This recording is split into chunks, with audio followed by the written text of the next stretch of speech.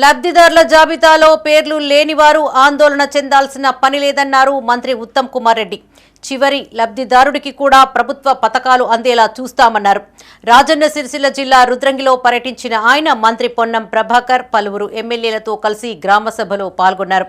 ఈ సందర్భంగా గత ప్రభుత్వంపై ఆయన పలు విమర్శలు చేశారు.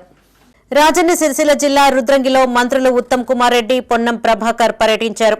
మండల కేంద్రంలో నిర్వహించిన ప్రజాపాలన గ్రామ సభలో విప్ ఆది శ్రీనివాస్, చొప్పదండి ఎమ్మెల్యే మేడిపల్లి సత్యం, మానకొండూరు ఎమ్మెల్యే కవ్వంపల్లి సత్యనారాయణ, జిల్లా కలెక్టర్ సందీప్ కుమార్ ఝా, ఎస్పీ అఖిల్ మహాజన్తో కలిసి మంత్రులు పాల్గొన్నారు. ఈ సందర్భంగా మంత్రులు మాట్లాడుతూ విప్ ఆది శ్రీనివాస్ నియోజకవర్గ అభివృద్ధి కోసం ఎంతగానో కృషి చేస్తున్నారన్నారు. కలికోట సూరమ్మ రిజర్వాయర్ పనులు ప్రారంభించేందుకు తన వంతు కృషి చేశారన్నారు. నియోజకవర్గంలో అర్హులందరికీ ప్రభుత్వ పథకాలు అందేలా ఎమ్మెల్యే ముందుండి పనిచేస్తారని కొనియాడారు.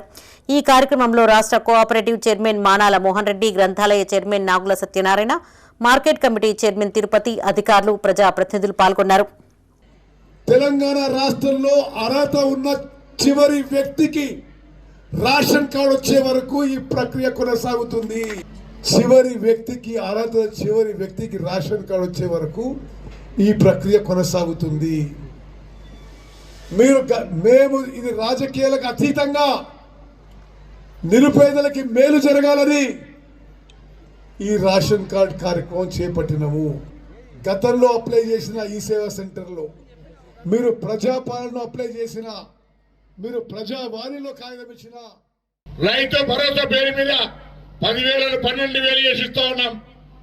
భూమి లేని వాళ్ళ సంగతి ఎట్లా అంటే, భూమి లేని వాళ్ళకు కూడా 12,000 సంవత్సరానికి ఉపాధి హామీ కూలీలకు ఇచ్చే కార్యక్రమం, 200 యూనిట్ల ఉచిత విద్యుత్, మహిళలందరికీ ఆర్టీసీ బస్సులో ప్రయాణం, సన్నవటకు 500, ఒకటా రెండా కార్యక్రమాలు, అనేక కార్యక్రమాలు తీసుకొని పోతుంటే వాళ్ళకు బర్దాష్కి మీరు కూడా మన ప్రాంతానికి అనేక సేవలు చేసిన సందర్భం. ఇక్కడ మహిళా సంఘానికి కూడా వారి నిన్ననే మనం 8 లక్షలతో స్లాబ్ కు పెద్ద కలెక్టర్ గారి సమక్షంలో మనం చేసుకున్నాం. 8 లక్షలు కావాలంటే కూడా ఇద్దామనుకున్నాం. దానికి అడుగు ఫౌండేషన్ వేసి కూడా పొన్నం ప్రభాకర్ గారు, తర్వాత 13 లక్షలు మన స్వచ్ఛత సంస్థల వరకు తీసుకున్నాం. అప్పుడు స్వచ్ఛత అధ్యక్షుడు లింగారెడ్డి గారు ఉన్నటువంటి సభలో చాలా మంది అంటే అనేక సమస్యలు పరిష్కారం చేసుకున్న వారిగా సందర్భాన్ని చెప్పాల్సి వస్తుంది. ఈరోజు ఈ సభ ద్వారా